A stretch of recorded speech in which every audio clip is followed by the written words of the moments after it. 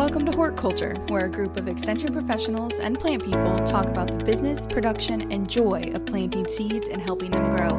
Join us as we explore the culture of horticulture. It's a rainy day here in the bluegrass. I got my little cup of tea, feeling all cozy today. How about you guys? Oh, got some decaf, and I don't know where I went wrong in my life. I'm drinking decaf. Need some caffeine, and I was surprised that it actually thundered this morning. It lightning. Yeah. Too. I was it was a big we're flash, doing this. And I mean, it's bad when your Christmas lights get turned off because of the extremely bright lightning. Oh, yeah. Yeah, I know. That is so dark outside. Because it was very dark even at the the day that we're recording this on here in December. 7:30. It was so dark.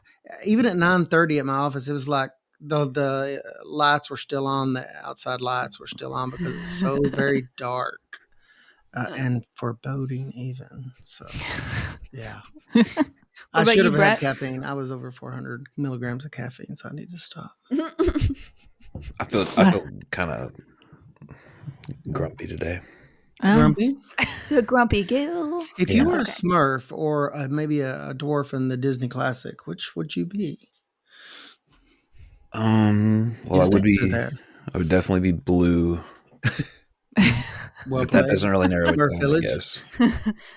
I feel like Brett would be Doc. That would be mine. Oh yeah. That's fitting. He was kind of. My grandma used to call me Snow White. I don't know why. No. I think that she just had so many grandkids, I couldn't remember their names, and so she would just make up Disney characters. After saying I would be Doc, now I'm feeling bashful. Oh.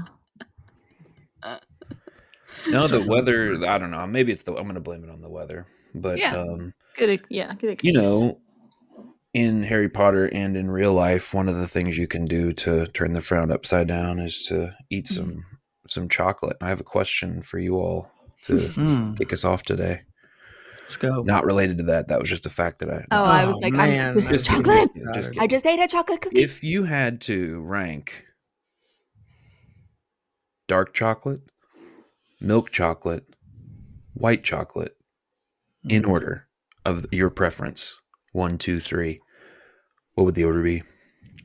That order. I was like, we're count. I know that's exact that order. Dark chocolate, milk chocolate. Dark chocolate white chocolate is number one. Chocolate, right? I mean, dark chocolate. Doesn't have any white cocoa chocolate in would it, be right? my least favorite, probably. It would be lowest on my list. Dark chocolate's number one. Dark chocolate for me. And, as I've gotten older, I eat like this. My favorite chocolate is actually like the semi-sweet baking chocolate. I don't know, because it's not as sweet. Oh my God. You all are, this is a, we're disappointing. Tell us, Brett, what are you going to tell us about white chocolate? He's got something in his pocket. Honestly a little surprised. We're going to have to add video to this It's podcast. fine. To This Should feels be like a good debate. This feels very millennial food preference to me, if I'm just being honest. Gen Z over here. Yeah, it feels So very offended. like as if milk chocolate isn't the chocolate that built America, Built cities, and it's built mediocrity. Hershey, Pennsylvania. I think there's been some milk chocolate erasure, and I'm not surprised by the answer that I'm getting here today. I'm a little surprised that Ray did not rep milk chocolate more than I used to be, Brett. I used to be team milk chocolate, but I don't know. I like my wines a bit drier and my chocolate a little less sweet nowadays. I don't know what it is, Brett. I guess it depends on the kind of milk chocolate you're getting, right? Wow. You got to think about that. The quality does Because there's vary different quite a kinds bit. that I would gotten prefer. a bad rap a little bit, like right? because it's like made and it's like if you get really cheap candy or whatever, that's just like not high quality, waxy. It's waxy, and so like I feel like in their Halloween get bucket. that less with dark chocolate. So, but I don't know. My mom always had dark chocolate at the house. I love dark chocolate. The heavy cocoa or whatever that's in there. So within the dark chocolate realm, how dark are you choosing to go? Like, is it? I don't know. It's kind of like my soul, all the way dark. I mean, pretty dark. So I'm 60%. What's that? 65% is 60 about to as, 70. anything more than that, the bitterness. But like It gets 60 too- is yeah. usually. It gets too bitter. So you all are okay. All right. I feel so judged. Well, We tell feel like, us- tell Alexis, us, it's like Brett. we're not committed enough on our percent. Well, I know. I 89%. expected the man who drinks like black coffee to be all about the dark chocolate. So I'm just like a little surprised. No, I Yeah. enjoy dark chocolate. We buy mostly dark chocolate in our So do house, and so I'm as disappointed with myself as I am with any of you. I was just hoping that it wasn't as homogenous as it is, because I think that it's, I don't know. I mean, I'm not an advocate here for white chocolate. Like, I think it's actually should not even be considered chocolate. It's its own standalone thing that has value. It's a candy. Yeah. But yeah, I've just been appreciating milk chocolate again over the last couple of years, and wanted to open it up. But I recently had some brought to me that was from Switzerland, and it was amazing, and it was milk chocolate, right? Yeah. But it doesn't taste like, as we've already discussed, like the normal milk chocolate that we think about. So I think it really depends on what brand, who's making it, all that kind of thing. One time when I was little, I was at my grandparents' for Easter, and I was probably like one of the youngest kids there, and my mom's from Pittsburgh, right? And so there's really good like candy places, and there was like this little candy shop that made like homemade chocolate bunnies, and they were like the solid ones, not the hollow ones or whatever. Well, I was probably maybe like 6 or 7, and I ate my entire Easter basket, which included 2 like solid milk chocolate bunnies, bricks and of I chocolate. threw up. Because you were so happy about your achievement, you were just so excited that you. Yeah, I was so excited that I threw up. That's the only time. But man, that was good chocolate, because it was like made up the street, and they poured their own chocolate bars and stuff. And I remember my mom being like, "Oh, well, this is a good chocolate," and then I proceeded to eat it all. Alexis ate it all. Well, so if I were trying to provide some sustenance and treats to horticulture hosts through the wintertime, I would offer them dark chocolate. It sounds like maybe put it on a stick, put it in a small dispenser outside, so that you could come up and access it at any point. Yes. Let's just say hypothetically, I had some other friends, across species friends, like birds, that also liked feeders, that also like to eat things, but maybe didn't have such a preference for dark chocolate. Maybe we can talk a little bit about, Brett. We could do chocolate instead of suet. I don't want to get into litigation, Ray. Okay. Okay. We don't want to go there. We don't want to confuse our listeners. I think we can work out. Yeah. So what are we talking about today? Talking about some birds, which is not the normal thing we might talk about here on horticulture, but it is winter, and for a lot of us, we don't have a lot of plants in our lives right now, and so it can be nice to do something for our other garden friends, our feathered friends, wildlife that we have. Yeah. Jessica and I were talking about how, as millennials, we are probably not great. We're not great millennials because we're not huge birders, but that's a thing now for millennials, is like you're supposed to hit a certain age, and then you're suddenly going to be like, oh my gosh, there's birds all around us. Civil War history, or it's birds, or it's barbecue. I mean, I think it's because we're like really into plants. I think we fell too hard on the really into plants. Okay, gotcha. We're outside all the time, so like we already notice birds, but maybe we just don't know all their names. Yeah, right? Like, I also think here's a hot take. I think that a lot of people are into it at a level of casualness where their knowledge is probably similar to what you have, but they talk about it as if they're really, really into it. And the people on this group are like, if they're into something, they're very into it. You're like a little bit into it all the way, kind of like good chocolate. I would don't. My point here just mainly just don't feel bad. You probably are into birds as much as many of your cohort. It's just that birds and gardening go together. You are into like rock or what is it called? Dish gardens. Yes. Yeah. Sure. All the succulents. So cut yourself some fair slack. point. Thank you. Yeah, I appreciate that, Brett. I appreciate that you're recovering us into the millennial generation. Yes. So. Yeah, of course. It is important. You love dark chocolate, so you're clearly part of that. Did you all get into any of the bird anything during COVID at all? The bird apps we had after COVID. I think it's post COVID. We had Like like chicken actually a wings or horticulture meeting, but yeah, it's there's an app that would listen to bird calls and identify Yeah, totally birds, heard Uh-huh. that. and then we had a program on that from a naturalist in the eastern part of the is this state here in Merlin Kentucky. Bird ID? Yeah, that's one we That have. was one of the ones that she discussed, but that got me, that kind of reignited my interest in birds because now it's easier than ever. I mean, I don't have big binoculars on me all the time or anything to actually do a sighting of the bird, then do the ID that way. But it fascinates me that there's tools available on your phone. You can just go out in a quiet location where there's bird calls and you can get IDs. Your phone can give you IDs from an app. And that kind of got me interested in birds again. Yeah. Yeah. I like use, and this is not real, it's about birds. So it's kind of on topic, but not like we're talking about feeding birds in the winter. So on my farm, I have a lot more, I guess, predatory birds, hawks, and a lot of different owls. So it's been really cool for me to figure out what owls I'm hearing at night. And a resource that I have used is like the Kentucky Fish and Wildlife, or I'm sure wherever you're listening at, whatever your state, Fish and Wildlife, they often have profiles of the different birds in your area and like ranges they're in, and we'll also have like sound Mhm. profiles.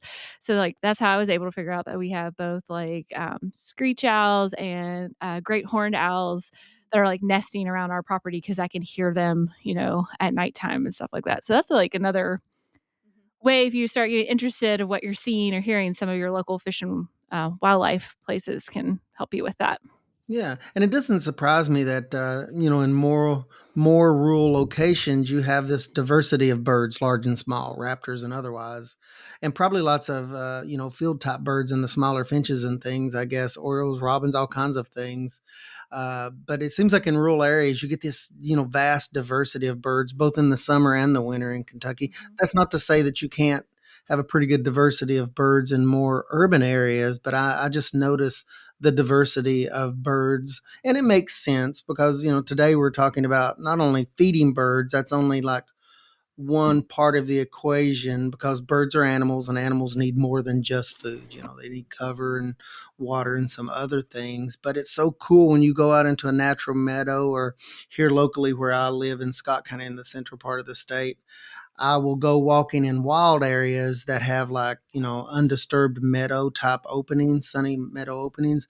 And just, I always notice how much noise is made by the birds. And it's so cool because I don't have, quite as many birds here in Georgetown.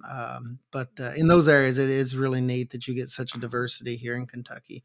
As I said, both winter and summer. So it's So I have a kind of a question. So when you think about feeding birds, do you think about Mhm.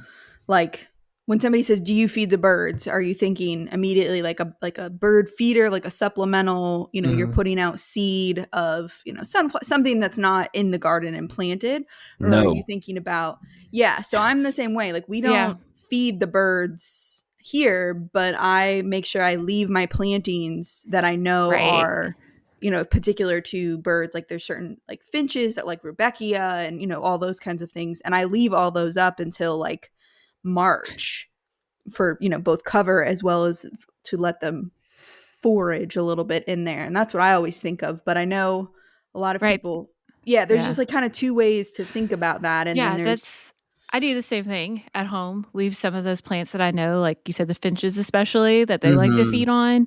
Yeah. But like here at our office, like we have more like the landscape plantings are more mhm, of like that traditional low maintenance, evergreen stuff. So they're not really getting anything from them. mhm, So like we have bird feeders out that we feed pretty much all year around. hmm. And of course it fluctuates because, once summer gets here, there's more food and variety for them to eat. So they're not going through as much.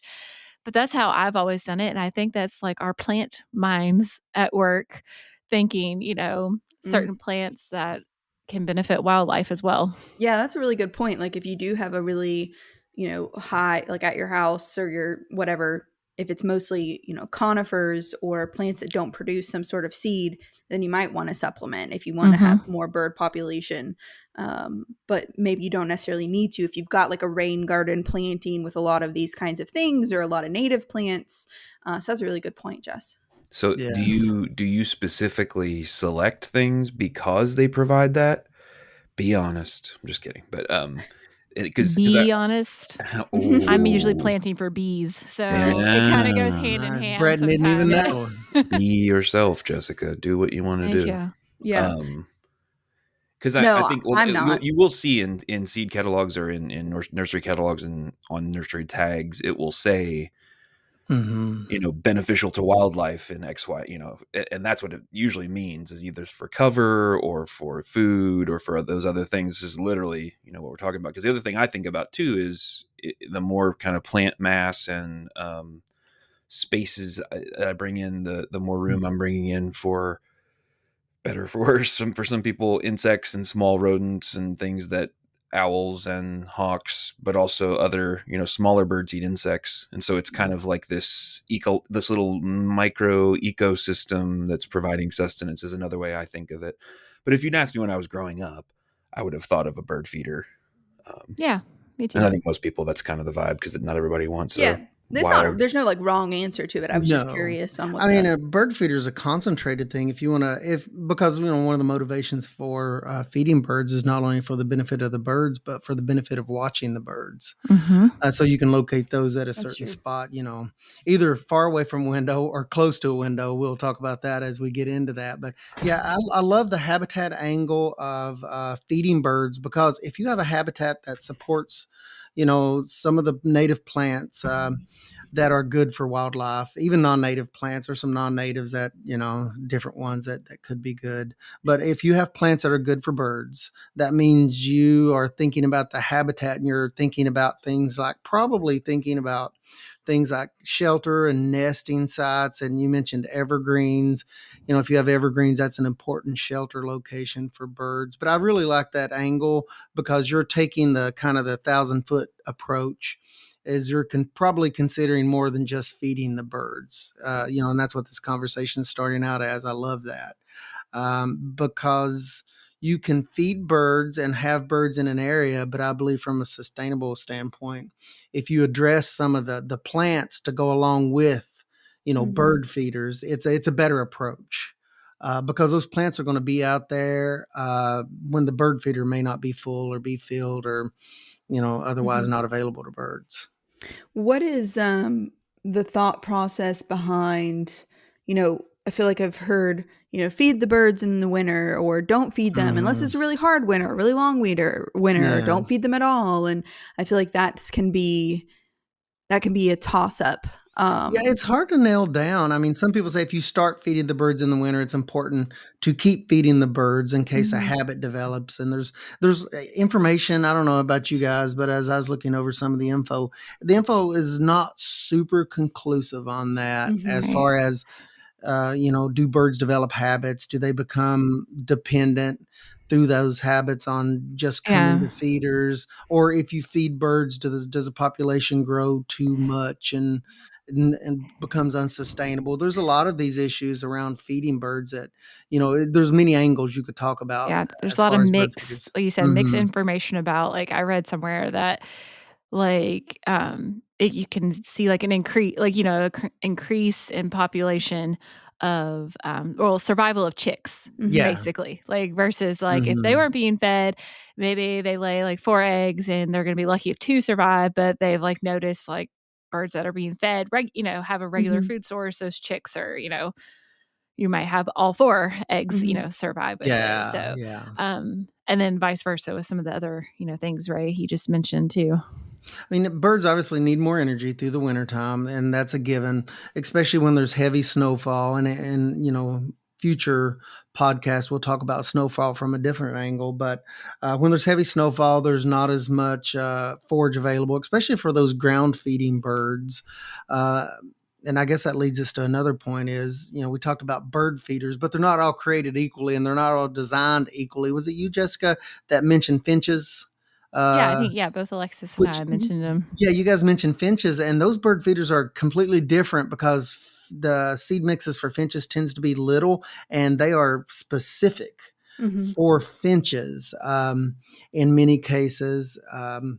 but not all bird feeders are the same, and not all birds feed up high where you would hang a bird feeder maybe 6-8 foot, to keep it away from raccoons and squirrels and things. Some birds in Kentucky, we have a whole, I don't know, bunches of different birds that feed on the ground. They're ground feeders. So that's an important note. When we're talking about bird feeders, we'll acknowledge the fact that uh, there's a lot of different types of bird feeders, and they each have their own kind of space and their own scenario to use those. And using a variety of different bird feeders when you go to do your own research, that can lead to a greater variety of birds.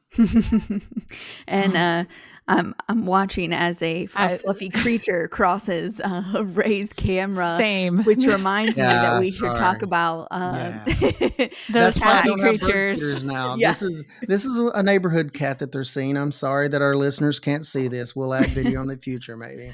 But predation is another. We talked about some of the potential downsides of feeding birds, but a big one here where I live is predation from cats. Because if you have a bird feeder, that accumulates the birds in one spot, and it can be a real issue. So just to kind of close that out with not to say clarity. I was jumping. Yeah. No, you're not at all. But I think in case anybody was waiting to hear, it's definitely a terrible idea to have a bird feeder through the winter, or it's definitely a great idea to have a bird feeder through the winter. It seems like we don't really exactly know, which means that it's probably some blend of both. Research is inconclusive. Inconclusive, yeah. And one of the things I try to keep in mind with some of the activities that we do, on a scale of us one farm or one house or whatever. It's like we're not going to make or break the world with those types of interactions. And so as long as it's not you're going to go out and plant some bush honeysuckle or something like that. Please don't do that. A lot of activities. I don't know. It's kind of like, you can do it, and you're probably, so it's, I think if you want to have a bird feeder, seems like it's okay to have a bird feeder. Yeah, sure. And most of the information leans far towards that direction than the other, because especially in northern climates where you do have lots of snowfall and there might not be that native habitat and those native habitat plants around, it is important to provide a food source and energy source for the different birds. It's much more of the information points to that than the contrary. So yeah.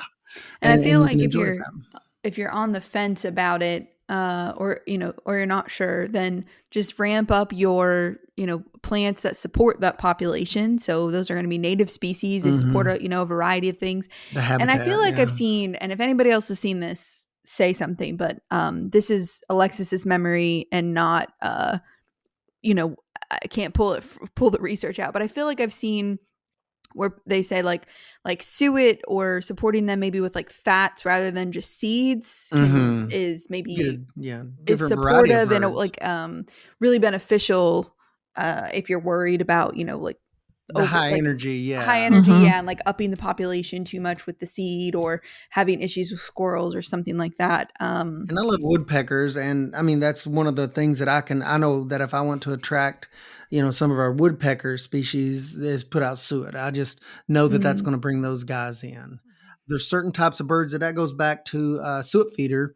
Oftentimes comes in blocks. Suet does, which is a high fat product, a blend of animal fats. But it's often in a cage to kind of protect that because everything loves and is attracted to that stuff. But that goes back to the fact that that's a different type of bird feeder, and it attracts a completely different types of birds than maybe the finch feeders would. So that's a good point, Alexis. And that is a high energy food, and some of the larger birds tend to really like that specifically. And one of the other, besides the cats, as we watch the cat walk by again, is I think a lot of people have issues with squirrels. Like that's like one of the big ones. And I know they make, you see now where they're marketing those squirrel feeders, right? Bird feeders that if a squirrel climbs on them, it kind of like closes it up. So it's like the bird shouldn't be heavy enough, right? Unless it's a really chunky bird for the winter or something, I guess. So like stand on it and like close it. But it should close off every time the squirrel gets on there. But I feel like a lot of people, once they find out, that you have a bird feeder and that seed or whatever is available, they're kind of challenging to keep to keep out. Squirrels are so they can defeat a lot of different systems. That's why you'll find a lot of the, on online order sources or local departments, or it'll feature prominently like squirrel proof. Bird feeder, usually involves a wire cage. And there's all kinds of other novel mechanisms like the spinning squirrel feeder that you see that, we all watch the funny videos on. Yeah, I was just going to say that. Squirrel that just gets on there and flies around, fell straight out. Till they shoot off. Yeah, the raccoons, there's lots of novel approaches to add to keeping the undesirables out, like squirrels. But a lot of those are just maybe as simple as a very small opening, depending on the type of bird that you're trying to attract, or that cage. Cages are what I see most nowadays, is cages around the opening so that the birds can get to that. Small birds can, but the squirrels can't. Have you all seen the Mark Rober video of the squirrel?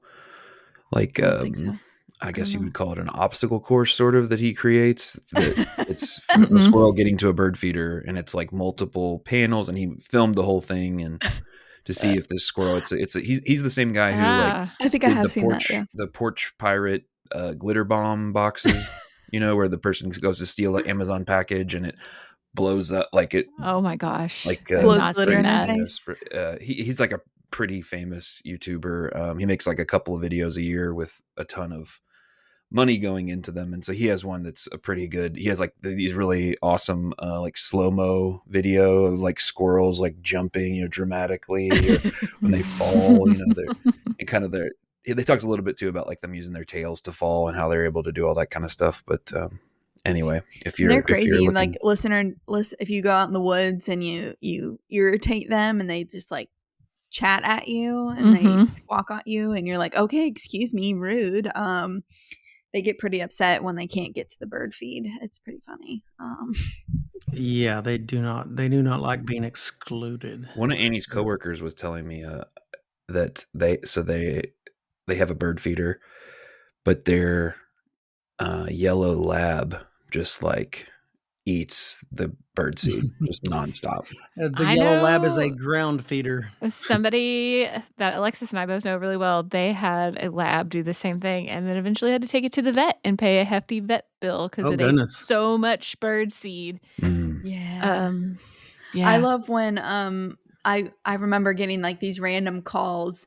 I feel like there wasn't a couple years ago, people were worried about the bird. Maybe it was like a rough winter and people were worried about the birds. So a lot of people had bird feeders out. And the next spring, I got several phone calls that were about, they were like, these random sunflowers have just like popped up in my yard. And I was like, what? And they were like, yeah, it's just like in the middle of the grass. I don't know how it got there. And I was like, did you have a bird feeder out? And they were like, oh my goodness. Yeah. Have you been listening to a lot of Post Malone lately? There you go. It was adorable. Sunflower reference, Brett. Nice. Yeah, there was like the birds were just thanking you for feeding them this winter. So black oil sunflower seeds are a bird seed. So very popular. Ray did some good detective work here. Ray, did you want to talk a little bit about some of these food preferences that you pulled together? Yeah, I guess we've kind of alluded to it in different points here, but different birds, it's important to note here that different birds have different food preferences. For instance, blue jays, cardinals, lots of birds like the different sunflower seeds. They specifically like the striped sunflower seeds. We mentioned that finches, they really love thistle seed, which are very small and sometimes take a specific cedar. And you can even use peanuts for larger birds like blue jays and woodpeckers. They enjoy that as a food source. The proso millets, that's a lot of different species. And then with suet, we mentioned that the woodpeckers love that along with nuthatches. So I guess as you do your research, just know that not only is there different bird feeders, there's different bird feeders for specific seed types. And there's a lot of different seed types out there. And some of the seeds can be a little bit expensive if you're trying to attract specific bird species. Now you're going to find sunflower seeds and straight runs and a lot of bird feed, and that's a great place to start because a lot of birds love those, like the black oil sunflower seeds, the dark sunflower seeds. They're really easy for small birds to crack open.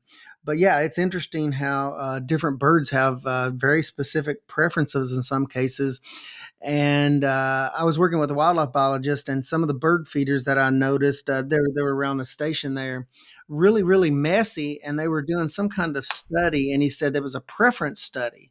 They were using mixes, and what they found out that the birds, and I don't remember which kind of birds, but they were going through and picking out only what they wanted, and they were just tearing up the bird feed. And there was just bird seed. You mentioned, plants coming up around a bird feeder, but there was a radius of 15 feet around this one bird feeder that they had a mix in it that they didn't like, but one of the 5 or 6 seeds that were in there, but they were just scattering most That's pretty of the cool. seeds everywhere. Yeah, but it was really interesting. But that kind of hit home with me that birds definitely have a preference. Yeah. And they really do. And there's some things like to stay away from, necessarily, like basically things that would be filler that are not going to be, preferred by birds, are going to be discarded. And so, if you can look at the ingredient list, you can stay away from those and not, waste your money on basically these filler seeds. So you've got like wheat, hulled oats, rice, rye, those types of things are usually discarded. And so you can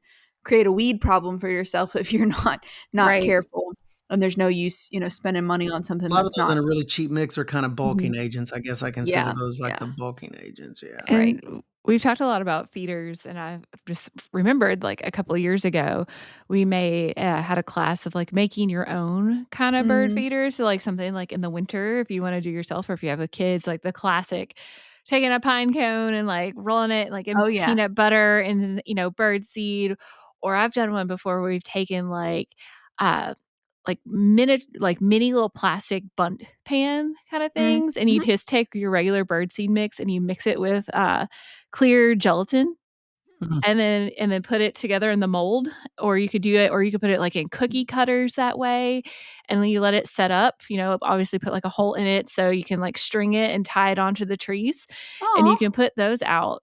Little birdseed jello. Yeah, and like they'll hang out there and feed on those, and you can kind of decorate your tree in the winter, and have a food source that way, and something a little fun to do on like the colder wintry days. Oh my gosh, it's a Christmas tree for the birds. It is. Just decorate it. I remember when those were really popular, specifically the pine cones and the peanut butter trick. And I believe that was a master gardener program that we did 4 or 5 years ago, and it was so cool, and it worked. I brought one home with me. It was really messy. I had it in a little bag, and I was like, "Oh, is this thing going to work?"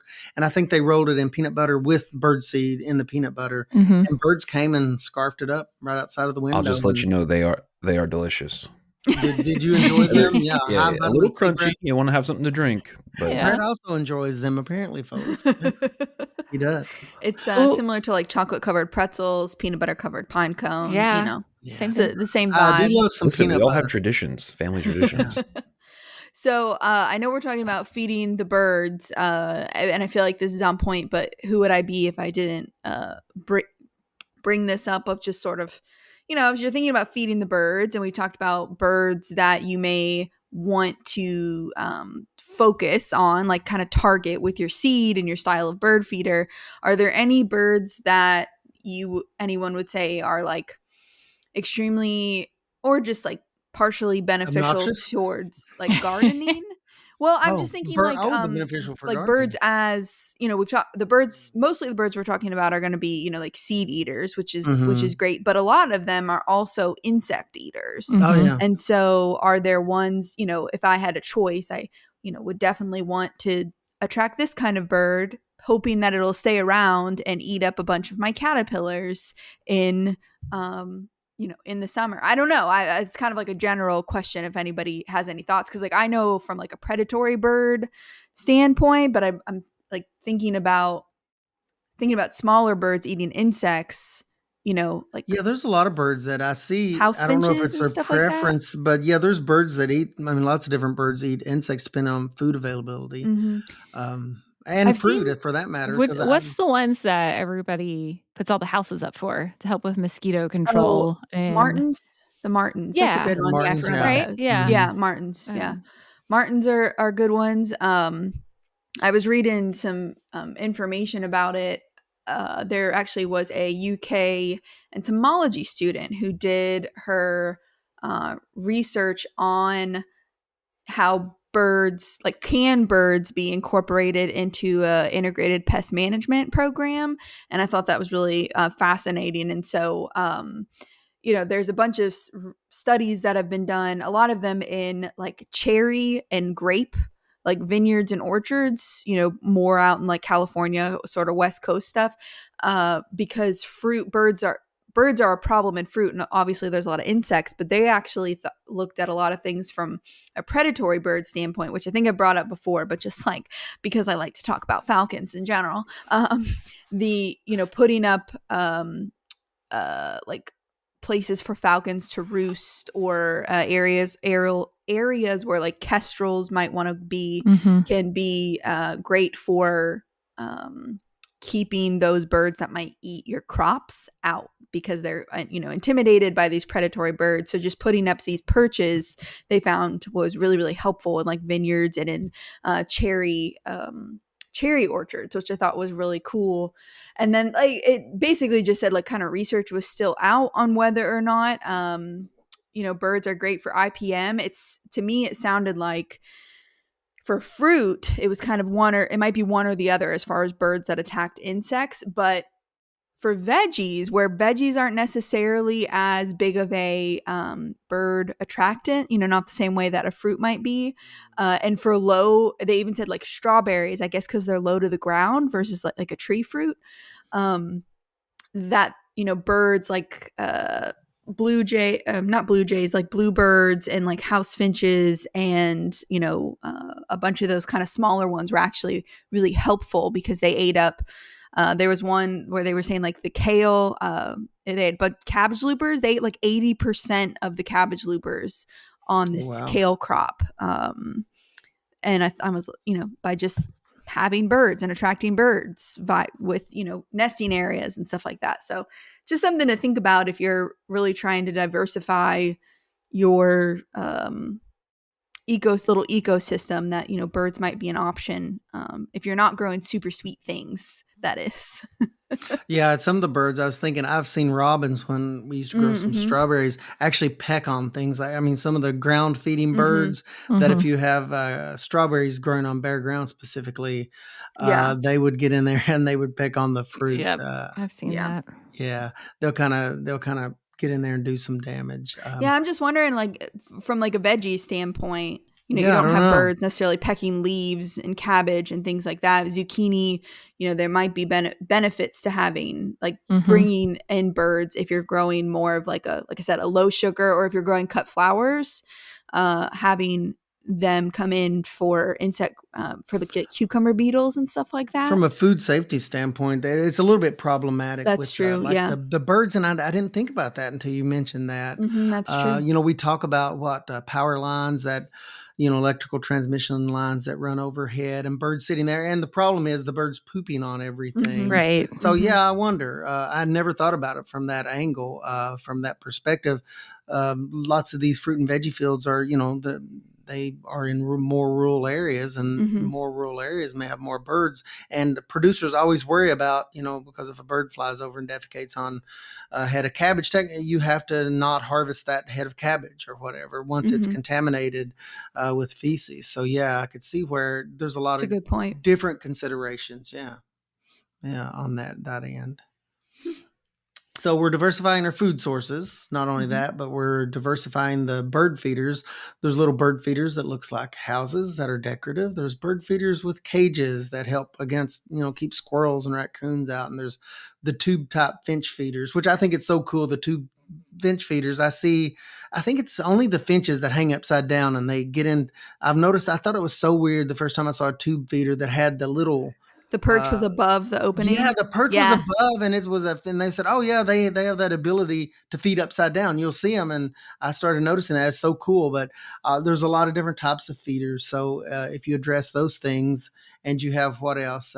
We haven't talked about water yet, have we? Oh yeah, yeah. A water source. Think about I don't know. I think about it as like when you're doing your pollinator gardens, right? We think about all the extra things that we need to put out for our butterflies Like and stuff. The butterflies is what I was thinking same about, yeah. thing like with the birds. It's like helpful to have a water source, especially there in the winter. Maybe if we've had quite a few days where it's been really cold, and frozen.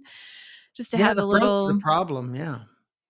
like Now, not to, a cat water dish, something small like that, not to lure in the cats, but nothing too big. Just something shallow, it seems Shallow where like. they'll be able to find it. And I see a lot of the bird baths on online order sources now. They really prominently specify, "Hey, this is a heated, bird bath where it won't freeze over," because that freezing is an issue, of course, in the winter when a lot of bird feeding is going on. But like you said, I see a lot of folks here in our neighborhood, and they watch birds because we live along a pretty good sized creek here with a tree line along both sides of it.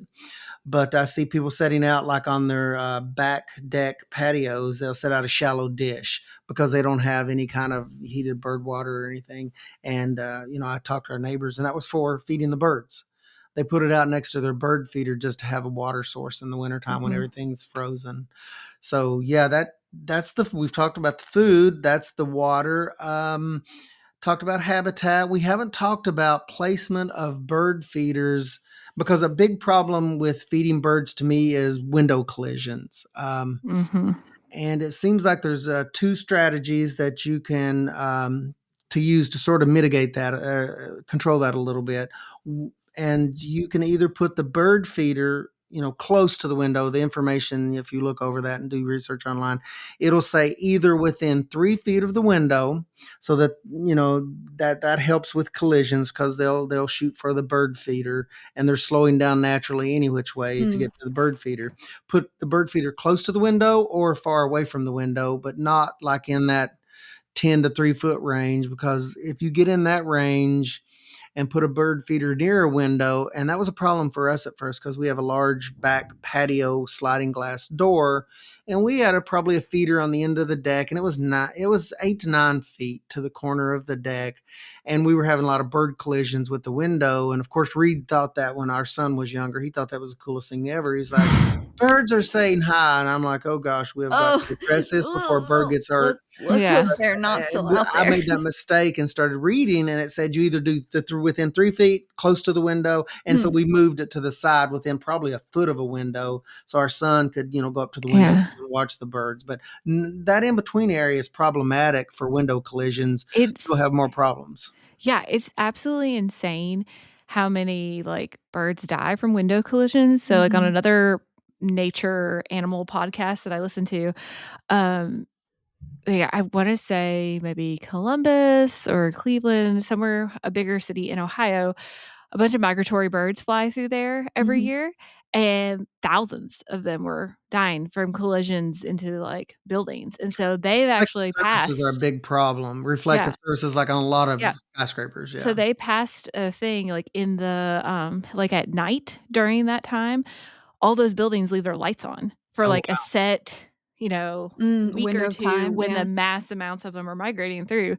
And they've seen a great reduction in the number of bird collisions because where they're doing that at nighttime and other things that they're putting on windows and stuff, just so because I think it's something you don't think about until it actually happens, right? Until you have a bird flying through your window, because we have it happen unfortunately all the time at my office, where we just hear it and everyone's like, oh, there's another bird. So we need to probably adjust our bird feeders. We didn't have trouble at home until, and I read while this was, we did not have trouble with our patio door until I'd opened the curtains. And that's when they would fly into it. So window treatments apparently help a great deal, like blinds, because that looks like a barrier. And if the window's not at an angle where it's reflective, which also confuses birds, but if you have blinds or some kind of window treatment, that also helps a great deal. It's windows that are open that looks like an opening that is a problem. I don't know why birds hit our back window. It's not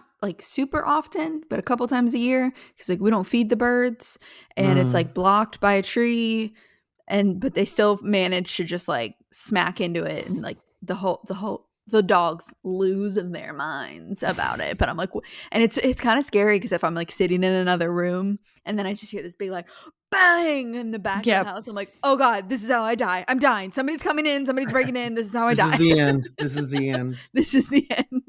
And it's a bird. And like they always get up and fly away. So it's like, was it a bird? I always have to wonder. I'm like, was it a bird? Unless you look for the feathers, but don't go outside because you never know. Sometimes you see like their print like on the window afterwards. Yeah, the silhouette. Like, yeah. It's terrible. Like, oh, Betty, you hit that hard. Yeah. That is it feels very Looney Tunes. Yeah. Yes. Yeah. Roadie Roadrunner, yeah. Kind of smashed up against the window. What else with bird feeders? We were talking a little bit earlier about, it's recommended for bird feeders because they collect bacteria. If the seed source gets wet, especially, it can set up a lot of mold and bacteria, which is very, very bad for the birds. Clean those once a month, keep bird feeders clean. That's an important thing. I should not tell this on my wife, but I remember there was a bird feeding station that you could turn a little dial and it would dispense a seed in your hand and you could take it and feed the birds by this lake. Well, there was a lot of mold and it ended up being maggots in there. Well, she put that in her hand, a wet, and it looked like a lot of oats, but in her hand, and here she goes carrying that.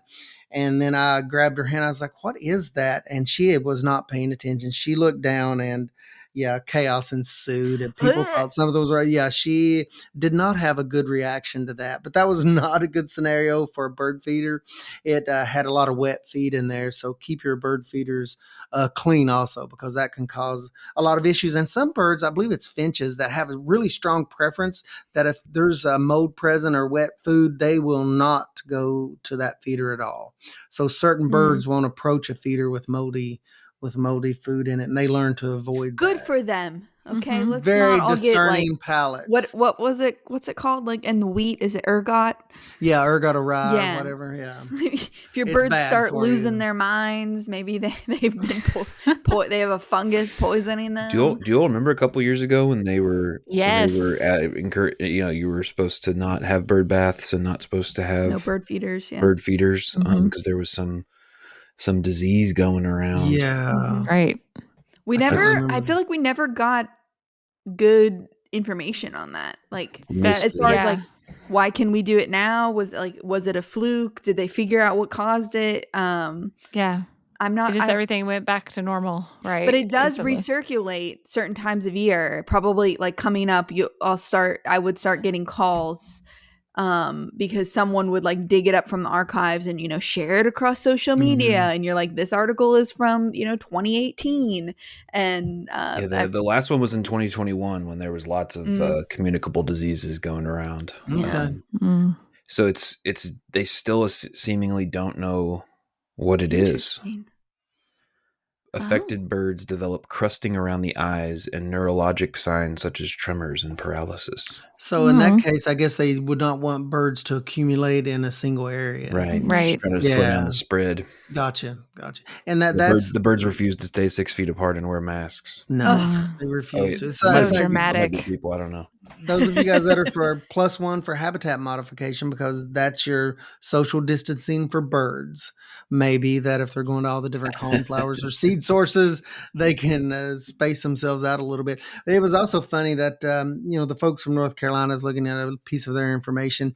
And one of their disclaimers towards the end of the information kind of made me smile a little bit. It says, if you notice heavy bear activity around your bird feeders, cease feeding immediately. Please. I'm not going to go out and refill heavy the bear feeder. activity. Heavy bear activity. Oh, it didn't mention squirrels. It mentioned bears. But bears they are attracted to sometimes those seed sources like sunflower seeds and stuff specifically, or suet. Suet will really I imagine bring in some animals. But if you notice bears eating out of your bird feeders, you might not want to approach for a refill. Maybe don't refill it. I'm just let it run out. Give it a few days. Or hang it higher in a tree or something. Put up a sign that says no bears. Yeah. We talked about cats, and if you have a problem with neighborhood cats, which we do here, we don't have a bird feeder out now because we had a a pack of cats, a large grouping of cats that were running around the neighborhood visiting all the bird feeders, and it was kind of sad. The cat pack. We just saw groupings of feathers in the backyard. Oh, yeah. Where they were taking down the songbird, so we took down our bird feeder. For that reason, we currently don't have it up because, as you guys mentioned earlier, I had one of the neighborhood cats in the basement wandered in and was making a racket, and she's one of the perpetrators. And Reed calls it the cat with the murder mittens because she's a very efficient hunter. So Reed's murder like, "Oh, that's the cat. That's the murder mitten cat." And I'm like, "Murder mittens?" He says, "Yeah, her claws. She catches lots of birds." I'm like, "Oh gosh." So yeah, I'm always worried about birds at our house catching the corgis because I've said this before, but we've got a pack of black vultures that roost in an old tobacco strip and shed, and they're little fluffy babies, and then when they're like old enough to fly, and they just like creep around, and they're like very, very close. I'm like, okay, guys, I'm starting to get a little uncomfortable. And the corgis are like, what is this thing? I'm gonna freak bigger out. Than I am. Well, everyone already knows this on here, but we've had some incidents with hawks taking out chickens at my house. And so my oldest son, who is 4, is convinced like the hawk is the apex predator, not the coyotes that we see, the foxes, like the hawk, because they're taking out the cows. Like he's very concerned about baby calves, which they're born like close to 100 pounds. Some of them, like that they're going to be taken out by hawks. So. So the red-tailed hawk is the apex predator on our property. The top of the food chain. Not to get too political, but to close out here, do you all have a favorite bird? Or I like a robin. I'm kind of basic. I like a robin. They're pretty versatile. I just blanked. No, there's oh crap. Somebody else go. I'm just lost it. I don't really know what my favorite bird is. I told Alexis I enjoy those red-winged blackbirds. Yes, like in the summer, cool, and I think it's just because it's like, oh, it's summer, right? And I see them flying around our hayfields, edges of meadows and hayfields. Yeah, them and like the barn swallows. They're like kind of kamikaze birds, right? Because if you're like, if you're like out on a tractor in a field and they just like dive right in front of you the entire time, getting all the insects and stuff. But those red-winged blackbirds are pretty cool. Yeah, they sound kind of cool too, and they're harbingers of summer. Yeah, yeah. We have I think mine might be the bobwhite quail because we have like a little pack of them around the farm. Cute. And I've seen them and they're really cute. But I just love like I'll be in the field and all of a sudden you hear Bob White and I'm like, oh hi. Hello. So do you whistle back to them? Yeah, I do. I whistle back at them and they're probably like, God, who is this perpetrator? But they're fun. It's a weird accent. Yeah. Birds in general, I think, can be really fun, but those ones just like always make me smile. So, Brett, we know you have a favorite. I've heard 2 different, and I'm sure there's more than that, like folkloric traditions that about a robin, and the same thing about a cardinal, that when you see those, they are a deceased loved one at a window visiting you and thinking of you, and which is kind of cool. I've been really feeling grackles the last number of years. Yeah, they're like they feel like the black cat, like the yellow-eyed black cat of birds, and they do not give a hoot. Any cares at all. They really don't, do they? They're just like they prance around, Yeah, the name Crackle is perfect for them. It's perfect. Yeah. It is. They are not in the crow family. They're actually in the blackbird family, but they look like a little mini crow. I like crows a lot. They've gotten a lot. I feel like they've kind of become really popular in the last number of years. Shout out to our friend Neil Wilson, who has been a corvid head way before anybody else was talking about him. But we have a lot of crows and grackles in our backyard. And speaking of birds that eat a lot of insects, that's one of the reasons that I'm down with the grackle. But Yeah, they're fun, and they make just unhinged sounds, which is fun. They're rackety. Yeah.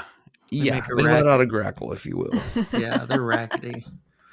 Well, Birds. cool. Well, Different something a little ones. bit different on the pod for our plant people, but remembering birds can play a vital role in our ecosystems and in our gardens, and even just for our mental health in the winter. It's nice to those little bird cameras. The amount of I have some friends with the little bird feeders that have cameras on them that take pictures when the bird comes up to eat, and the amount of joy that brings some people is a beautiful thing. I would love to have that set up. Yeah. Well, Christmas is coming. Okay.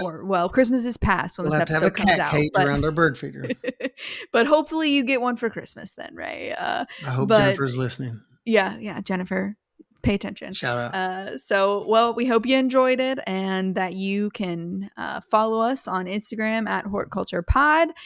You can shoot us an email, which will be in the show notes. If you've got any questions or thoughts, while we're not bird experts, we can certainly, if you have a very specific bird question, we can certainly ask our resident bird experts, which yes, we do have some in the forestry department here at UK. So grateful for them. But if you have any about that, you want to hear maybe about different birds, or I don't know, we'll do our best. Maybe we should have a bird expert on here. Maybe we need to call Lori or Jeff and see what's going on over there. But follow us. We thank you all for being here, our little true leaves, and we appreciate it. We hope you have a great time and that you join us next time, because we're talking about snow, which yes, can be fun. So anyways, have a great one, y'all.